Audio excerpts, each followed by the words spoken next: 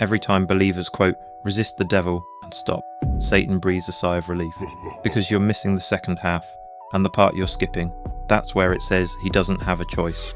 That's the part that proves resistance doesn't start a battle. It ends one, because he's not fighting you, he's already running from you. And the enemy has kept the church quoting half the verse for 2,000 years, because the full verse exposes he's been bluffing since Calvary. You've heard James 4:7 in every spiritual warfare teaching, resist the devil.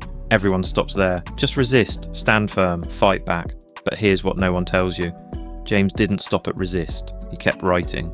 And what he wrote next reveals the enemy has no choice but to run. Here's the full verse. Resist the devil and he will flee from you. Wait, not he might leave, not keep fighting until he gives up. He will flee. Future certainty. Guaranteed. No exceptions. Here's what the church won't teach. The verse isn't about your strength, it's about his weakness. He will flee. Not because you're strong, because he's already defeated and you just called his bluff. The Greek word for flee is pheugō. It doesn't mean slowly retreat, it means to run in terror, to flee as from a force you cannot defeat. Armies fleeing battle, criminals fleeing authorities, escape from imminent danger. The moment you resist, the enemy doesn't fight harder, he runs. Think about the last time you faced spiritual attack. You resisted and kept resisting and kept resisting, wondering when he'd finally leave. You thought you were in an endurance battle, but James says the moment you resisted with authority, he was already fleeing, you just didn't know it. Here's what Satan erased, what you learned. Resist the devil, long battle, keep fighting, endure. What James wrote, resist the devil, and he immediately flees in terror. You've been taught you're in a fight. James says you're enforcing a rout. One action, immediate response. Resist, he flees, not eventually, instantly. Colossians 2:15 reveals, why? Having disarmed the powers and authorities, he made a public spectacle of them.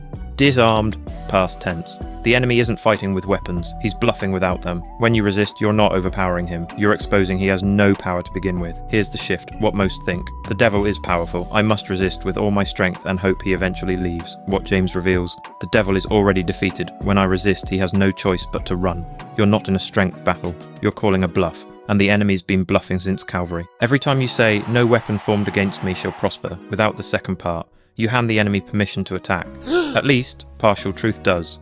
Because you're only quoting half the verse, and the part you're skipping, that's where your authority kicks in. That's the part that actually stops the weapons.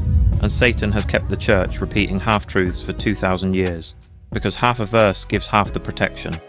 You've seen, no weapon formed against you shall prosper everywhere. T-shirts, coffee mugs, social media posts, everyone quotes it when attacks come.